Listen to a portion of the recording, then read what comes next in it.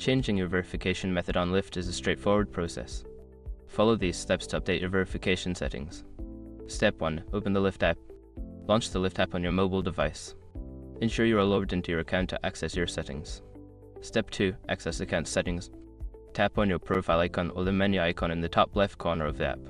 From the menu, select Settings to enter your account settings. Step 3. Navigate to Verification Settings.